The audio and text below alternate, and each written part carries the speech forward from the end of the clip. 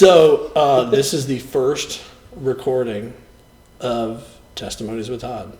And so first let me introduce Corbin Muntz. My name is Corbin. Yes. Hi. Corbin could not think of anybody else to have as a first interview. When doing this, the whole point, and like this kind of came about as a conversation. Right? Yeah. Through a text thread after camp, just with sharing testimonies. And testimonies became a really big thing at camp with everybody sharing.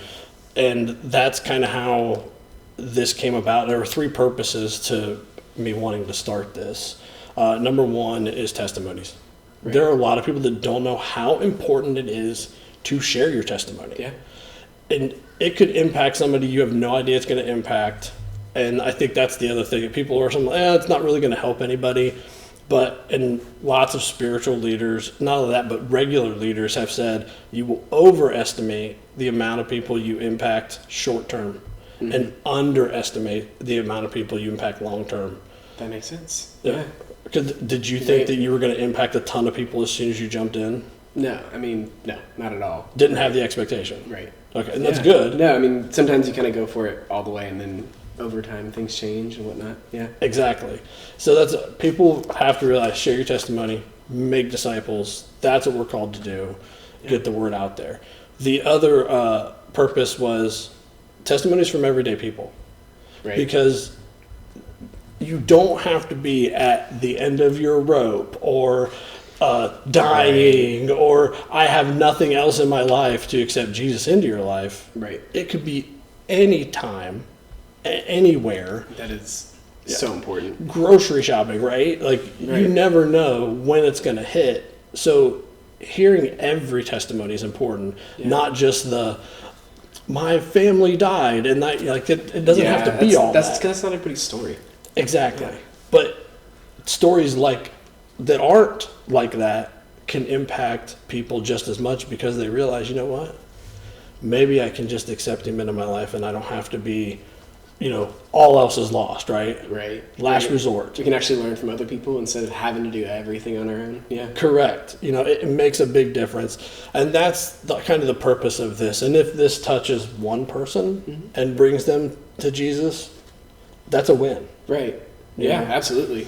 And it can just strengthen people's faith in general, too. 100%. 100%. Getting the word out there, that's the third purpose, is some people don't know how to get the word out there. Mm-hmm. And every time I do one of these, I'm going to give a little here's something you can do to spread the word. Oh, kind cool. of like awesome. I've in my work life I have a thing called tips from Todd, and where I give tips with lawn stuff and things like that. Oh, cool. So it'll be my spiritual tips from Todd. I like that. That's cool. So before we get into your testimony, tell us a little bit about you and what you do. Like me now. Yeah, cool.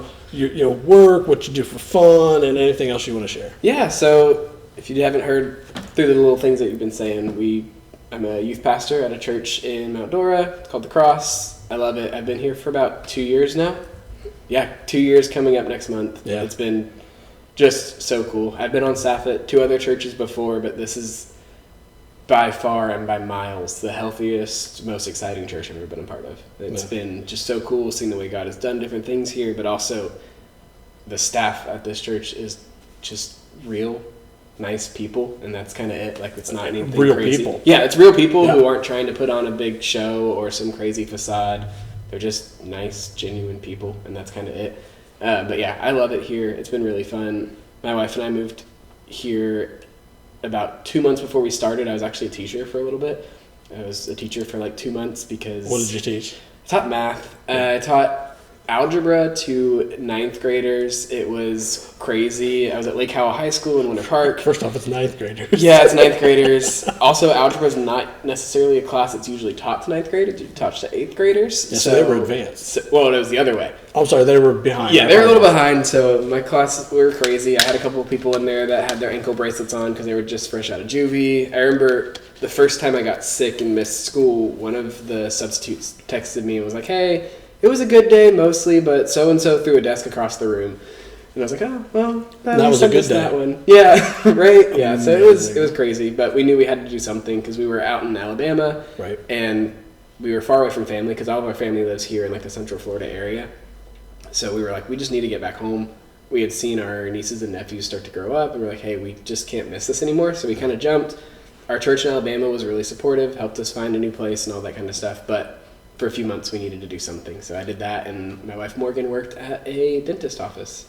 But yeah, it was pretty fun. And she's doing photography now? Now she does. Is that her passion? So she loves photography, yes. Yeah, but right now she works from home, and she does, it is such a weird job to explain, but it is basically like she works for a real estate property management cohort of people. So it's like people that are all in property management. It's called IRM, and she just helps oversee their events and run a little budget for like the fun stuff that they do together. So she doesn't manage any properties. She's a coordinator. Like she's a coordinator for like an organization. She does that for Central Florida and for South Florida, and she gets to work from home, kind of have her own hours. She does some photography stuff with it, some social media stuff with it. But she loves the. And she does photography stuff here. Yeah, she randomly will take photos at church, and she'll do it for like families and things like that. But yeah, she just loves being able to have the flexibility that she used to not have. And we're near family with it too. That's the best part. I guess something we all need to learn how to have flexibility.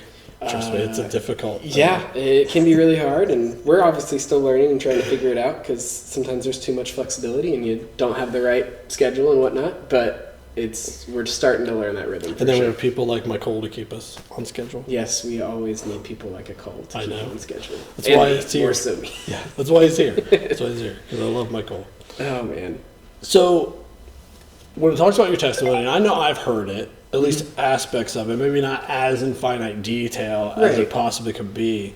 When it comes to your testimony, like, when did it happen? Like, when did I have that moment? That one. It's interesting because I look back at my life and kind of like what you were saying, I don't know that I have like that big crazy moment where it went from everything to nothing. Okay. But at the same time, like I grew up in a church family. Like we went to church pretty regularly growing up, but it wasn't necessarily like the top tip priority of our life. It was something that we just did. Like Sundays only? Yeah, it was a Sundays only kind of thing. Well, actually, even then, once we got a little bit older, I was about 8. We lived in Georgia, so it was like very hardcore Bible Belt area. Like, oh yeah, just everybody went to church because that's what you did. Okay. So we went to church. We went Sundays. We went Wednesdays. I did like Bible drill, which was like, I don't even know what to call it. It was like a competition about who could memorize verses of the Bible. Oh no, I've done. Yeah, and it was wild. You had to like find things, and I went to states, and it was this cool thing. I was like 8 years old. I don't know, maybe in 4th grade, and it was fun. I loved it. It was really cool. But at the same time, church was like this is something you have to do, so we did it. And then when I went into 6th grade, my mom and I and our stepdad and the whole family moved from Georgia out to California, and it was like the total opposite. Like going to church was no longer the normal thing. It was now the like weird thing to do. I remember actually being called churchgoer, which was just a funny random like I've heard that from other people that are here from California. Right. It was just weird. It was like, oh, he's a churchgoer. Well, like Brent. Yeah. He was a pastor out there. Right, exactly. Same thing. Like, it's not the norm. No, it's not the norm at all. It was very weird. But because of that, when I went to church out there, the people who went there cared. Yeah. It was like a different level of faith because the people who were going to church, they would actually was something that was important to them. It wasn't just like a thing that you had to do. Tradition. It's hey, we do this because we want to be there. And in that, my faith really started to come alive. Like that was the church. I was there for 4 years. It was from 6th grade to 9th grade. And that was really where my faith kind of like lit up. I went from I was kind of a sad kid. I had a lot of just different mental issues, things like that, where I just couldn't get out of the funks that I was in a lot. And I remember the church really coming around me and just showing me what community was and giving me a real family and really just showing me what it meant to be a part of God's kingdom. And it was so cool. So, like, when did you get saved? Like, when you accepted and you gave your life to Jesus? I would say that actually happened before that. So that happened while I was in Georgia. I was like 8 or 9 years old. It was right around the time I was doing Bible drill and everything. I remember sitting down with the Sunday school teacher. I don't even remember her name. She was I'm going to say, I feel like she was 80, but because I was 8, she was probably actually like 45. But really sweet lady, and she kind of walked me through it, and it was really cool because my mom and I actually got baptized together. Okay. So I accepted Jesus and was like, I want to get baptized. My mom was like, me too, let's do this. So my mom got baptized, and then she helped baptize me right after that, and that was just a really cool experience. So if you get down into the granular of when it happened, like how did you know? Like how did you feel it? Do you remember? That's what's really weird. So I'm a pastor who talks all about like, hey, this is the big moment. I don't have a ton of memory of that, honestly. I don't really remember a lot of what I was feeling and what I was thinking in that moment.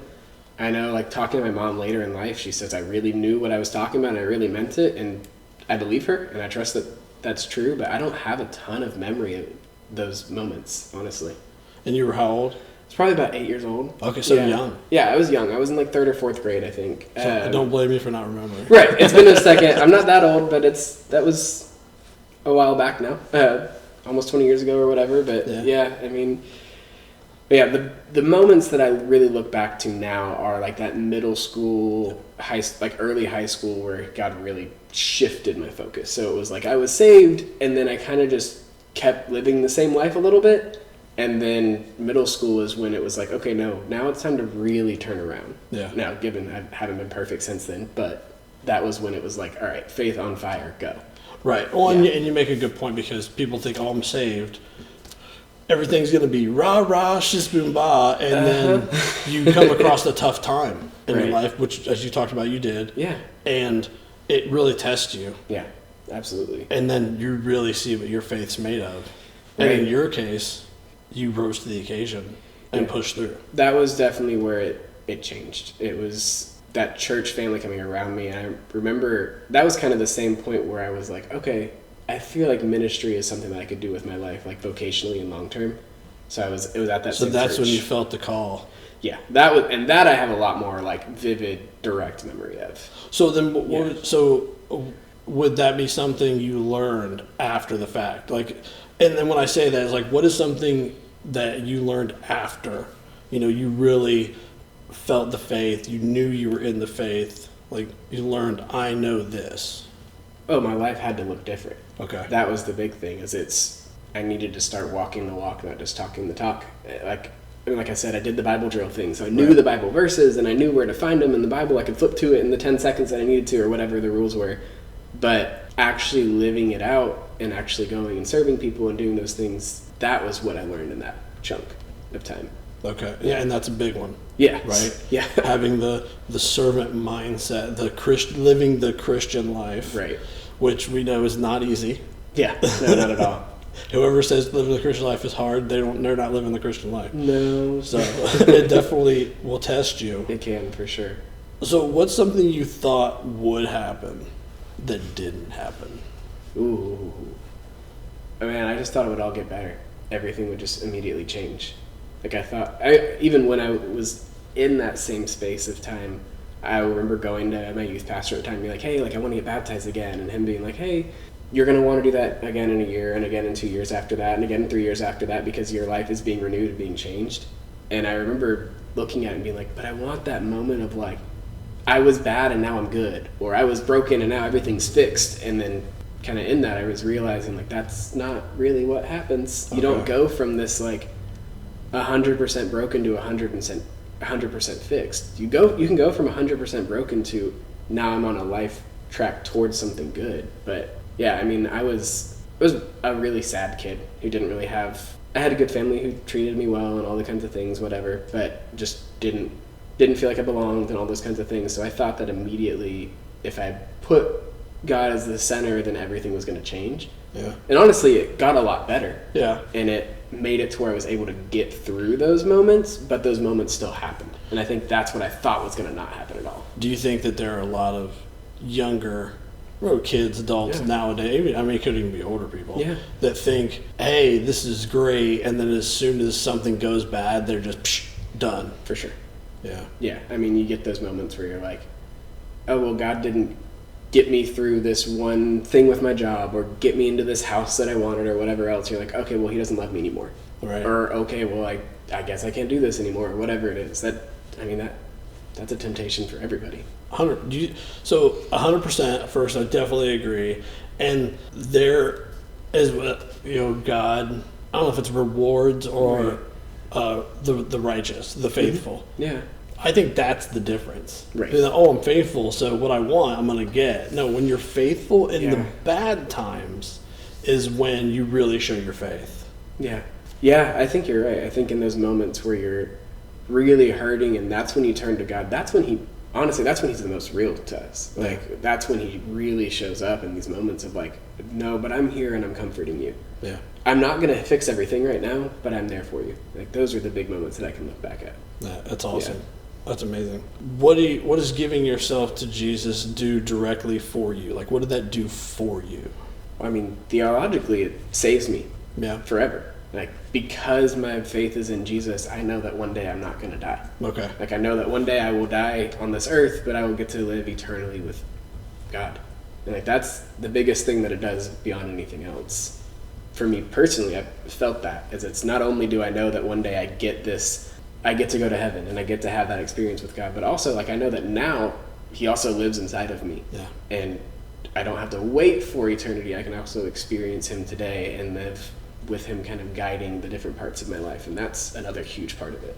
Do you think that can be lost? Like, the gift of eternal life can be lost? Yeah, so growing up at a small church in Georgia, Southern Baptist-y, whatever, we were so focused on the, like, end goal. Yeah. Where it was like, turn or gonna burn, like, fire and brimstone, like, major, like, you just need to flip your life around because one day you get heaven. And then we kind of missed out on this idea of, like, but also, if you turn to him now, you get him until you die too. Okay. And I think that's something that we miss out on all the time. It's not just we get to be with Jesus for eternity later, but also if we turn to him now, we get to him today, like in the crazy world that we live in now. It's funny you say that, because even growing up old school United Methodist, it was the same. If you do something bad, I'm like, I do something bad every day. Yeah. Like, I'm 7. It's gonna happen. Right. You know? I think that's one of the things that draws people into, our church community, is the fact that we know we make mistakes. Right. And it's talked about on stage. Like, we're not perfect. We're not gonna be perfect. We can't be perfect.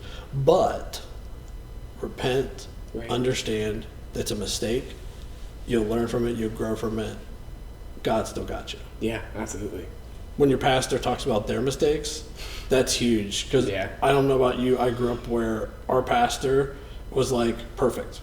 And that's hard. Yeah. Judgmental. Some were, some weren't. Right. But we had almost a rotating door of pastors come in and out of my church. Man, that's hard. Only when the board controls, they're not this, or they don't do the things we want. Right. It's a lot different than, let's see how they affect the people. Yeah. No, I'm really grateful that our church is like that, where we have pastors that are willing to be real people. Yeah. Like, they're not oversharing things they don't need to share, but they're also very like, hey, yeah, I make mistakes too. And I can look at our pastors and be like, I know that's a real person who loves Jesus, and it's so cool. This is the first church where I had a pastor actually invite me over. Really? Yeah. Even our old school, it was like a special thing. Yeah. Like, the pastor's going to have dinner for the youth. It was like a big deal. Right. I'm not saying it's not, like, that's cool. Yeah, yeah. But just to say, hey, let's come over and hang. It's like weird. It was weird at first. Right. And now it's just like a normal thing. Yeah, it's like a normal thing to have a pastor who's a normal person. Yes. That's it's a big difference. Yeah. That's why people get drawn in. I've heard so many stories where I came and I've just never left. Like, they come once and then they don't leave. Well, that's my favorite part of, like, when we started coming here is we did the interviews and all that kind of stuff, and before we actually the video. Yes. You got it. Oh my gosh. Okay. So yeah, we'll go back to that really quick. So for a couple months, for about a month, I think at this point, I was looking for a new youth pastor position, and I was like, I need to be in, like, a very specific area. Like, it needs to be between Mount Dora and, like, Orlando. Anywhere else is not going to happen because we need to be within, like, 30 minutes of family. Yeah, right? Like, that was it. Those were the only options. So there's a couple things that popped up, and nothing really felt right. And then I remember seeing a posting on one of the websites, and I clicked it, and it was this video of our pastor Mark, and it was just insane. It was Aviator jacket. I think he had the He had Ray-Bans, the glasses. shades, like full blown Top Gun Yep. like spoof where he was like, "We need you to come and be the youth pastor." It was hilarious. Really funny clips with like different youth. It was just so dumb, so funny. I remember waking up Morgan and being like, "Hey, we're applying to this one. That's a no-brainer." And we did, and we went through the process, and it was fun. We did our little video with them, talked to people, and there was like 7 interviews, I feel like, before I actually got to talk to the people at the church, and finally did. And then I remember us coming to visit on a Sunday morning before we had the position at all. This was like a month and a half Was before. this before you came to visit the youth? This is before I came to visit youth. Before the soccer game? Before I came to visit youth even. It was just a normal Sunday morning. I made sure, I was like, "Hey, can we just come and check? We don't need to talk to anybody. We just want to see what the church is like." And I remember sitting down, and I remember some point in the service, Morgan just kind of tapping my leg and looking at me and being like, "I don't really care if you get this job or not. This is where we're going to start going to church." And it was just like this sense of like, "Yep, you're right." Sense of community. I mean, it was the only church we were talking to at that point. We Yeah. weren't interested in talking to anybody else. So we're like, all right, so either I'm going to be the youth pastor here or we're going to serve in youth here. Yeah. Like those were kind of like the 2 options we were looking at. It was awesome. We ended up getting the position, and now I've been here for a while. But yeah, I remember us being like, no, this is it. Like one way or another, we want to be a part of this church. I remember Mark asking me what I thought about you Oh, man. after you came to the soccer game. Yeah. Yeah. Did your first introduction to youth, a soccer game. Yes. It was fun, though. Oh, it was a blast. It was fun, and there were some wild kids. I remember one looking at me who knew that we were looking for a new youth person, and he looked me dead in the eyes. He's like, "I know why you're here." And then he goes, "All right, first impressions matter." And then he never showed up again. So I guess I didn't make great first impressions on him. But I don't even think they attend anymore. no, but it was pretty funny, for sure. Yeah. Yeah, we've had a lot of people over the years that have the direction that we're moving as a church community. They don't, and people don't agree with it. That's fine. As long as you're getting the word, that's amazing. And honestly, the way that the youth program has moved over the years, I couldn't imagine it being any better. Yeah. So testament to you and the direction that we've been going. We've never spent that much time in small groups ever. Yeah. And the kids love it. Yeah. It is really cool. Well, I think it's like this. They get to share their stories. Yeah. And it makes it to where it's not all relying on one person. Yeah. And I think that's a big theme of our whole church too, is it's not all reliant on Senior Pastor Mark, and I want to make sure the youth ministry is not all reliant on me. Right. It's like, hey, we have great volunteers, we have great just people in the church that are here that love and care. And honestly, that always makes for a better church. When it's church run by the church and not run by 3 people, it's totally different. That's coin that, church run by the church. Yeah. Like that's, I don't know how it gets said better than that. Yeah. One of the other things I want you to share, if you will, Yeah. is a time that you remember in your life that was probably the most challenging time where you doubted your life of faith. Mm. Like you really said, I don't know, how are you doing this to me? I don't know if I could believe in you anymore. Man, I think, and I've shared this a lot with our youth and all that kind of stuff. My freshman year of college as a whole was kind of that, where it was like, up into it, I was like, all right, God, I had a big moment where my whole junior year, I kind of went and did crazy, and I came back, and God really like hit me in the face of like, no, you need to come back to me, and you need to give your life to me in a way that's a little bit more than what you were thinking. So I went from like, okay, I don't want to go do lawyer, engineer, whatever. Like I want to go into ministry. So I'd made that decision. So this is where I was already at. And then I get to my freshman year of college, and it's just crazy. And this is seminary? Yeah, so it was like a Bible college, Christian college. Okay. But a lot of the people there were getting normal business degrees and stuff like that too. So it was kind of a good mixture of different people. But I went into it with like hey, my major is preaching and church leadership. Yeah. Like I knew I wanted to be at a church, all those kinds of things. So it's like, all right, I am like following God in the best way that I thought I could and all these kinds of things. So it's like, all right, so that means that God's going to just love me and everything's going to be easy and smooth and great. And that was just not the case at all that year. I remember talking to my mom about some things, and there was finances that I thought were going to be set aside for me, and they just ended up not working out. It was Like financial aid or stuff that was supposed to be in savings? stuff that was supposed to be in savings. Okay. So my family had set aside money, like different college funds, without a name on them necessarily. Okay. And I've got a lot of siblings, so as I was like looking at it, I don't know if it was a hey, we just don't think this is the right job for you, or a hey, spending money on this doesn't make sense because you're never going to make any money, or whatever it was. You said like you're, Yeah. and then I don't know if you care that I share this, but your parents were not necessarily supportive. No, I mean, my parents were like, hey, this is probably not the route that you need to go. It's funny, I've talked to my mom about it. She's like, I've known since you were 8 that this is what you want to do, but I've also, honestly, the real thing, I think my parents worked really hard to provide for me and provide for like both sides of my family, my mom and my dad. So I think seeing me go into a position that's not going to be making tons of money was weird to them. Or any money at all. Like in their eyes, maybe. Right. Well, in their eyes, they're like, you'll never be able to support yourself. Right. You'll never be able to, whatever. And so they're like, yeah, I just don't think it makes sense to be spending money on this thing that's never going to make you any money. Yeah, you tell your parent, I want to be an actor, and they go, so you want to be out of work, right? Right. Exactly. It was kind of the same mentality. But yeah, so that was the first piece of that year. And then I was dating a girl that I just shouldn't have been. It was a friend from high school who just... You've told me about that one. We just didn't mesh at all. Yeah. It wasn't great.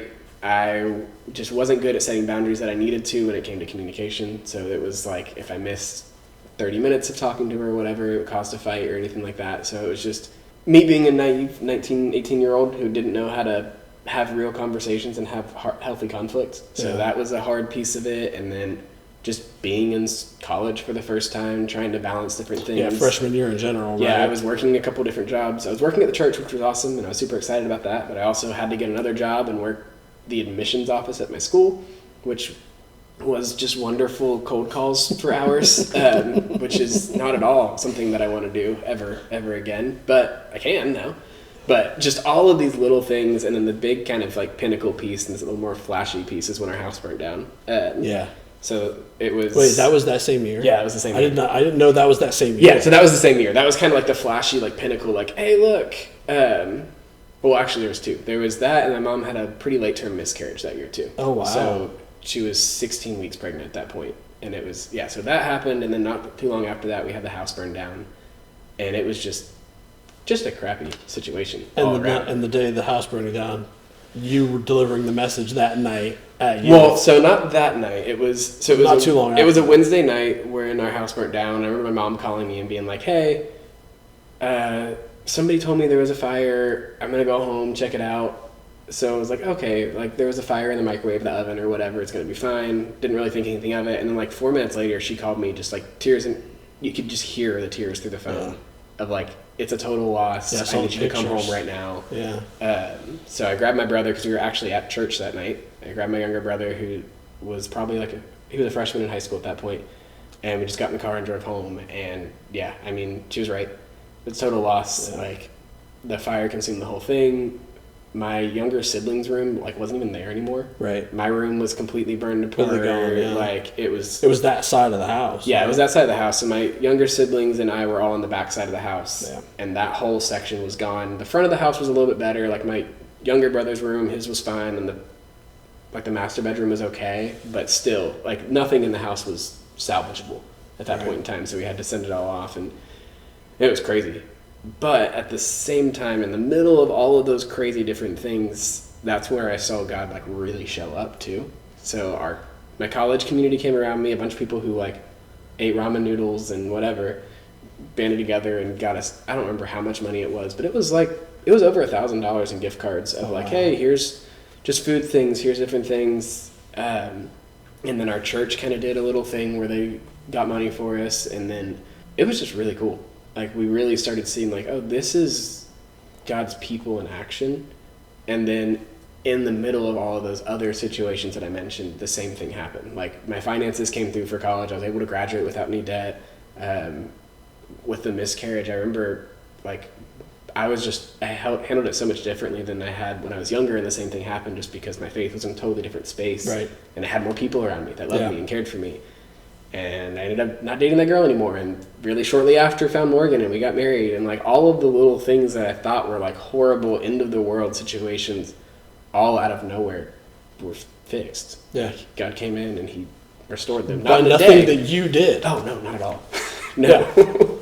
Because I want to, Yeah. and I point that out because this is something that happened. You were already saved. Right. This is the reason you is- went to God. This is like 15 years later. Yeah. Yeah. Something that happened in your life.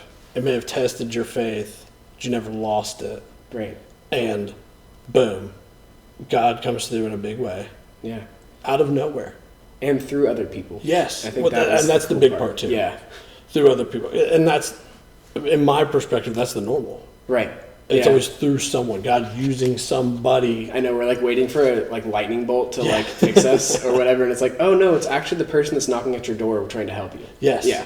Yeah, it's not magically something shows up. Right. You know, it's a person saying hey or calling you or just something Right. that happens that you don't expect through a person, Yeah. through a community No, that it's- really comes about. It's really cool. It's really cool what he does. That's amazing. Yeah. And I know I've heard pieces of that, Yeah. but putting it all together, it's so much more impactful Yeah. because you get to hear the whole journey Right. of how that it really changes your mind about why we have faith. Yeah. Absolutely. You know, same instance, Mm-hmm. stated it earlier at high school, not as young as you, but the way things come around, Yeah. you have to be able to see it. Right. And so many people don't see those moments Yeah. every day. Right. Yeah. I remember one of my pastors telling me when I was younger, like, when I was younger, it was probably around that same time. He said something along the lines of, like, what you pray for, you'll look for, and what you look for, you'll find. Like, if you actually are praying for God to move, you'll start looking for him to move. Yeah. And then as you're looking for him to move, you'll actually start seeing the things that he's doing. And it's cool. When we're actually looking to see what God's doing, we realize that he is moving a lot more than we first thought. 100%. 100, and it could be as simple as someone helping someone get something off a high shelf. Yeah. Right. That's still a kindness. Yeah. And a kindness doesn't come because you're just a nice person. Yeah. I mean, I don't know about your view, but when I see someone look at me and say, "Hey, can you help me grab that?" and I say yes, or I notice it and go over and just ask them if they need help. I don't do it just, I'm a nice person. It's because I have the kindness of God in me to give the kindness to other people. Right. Yeah. How many people have you seen that just walk by?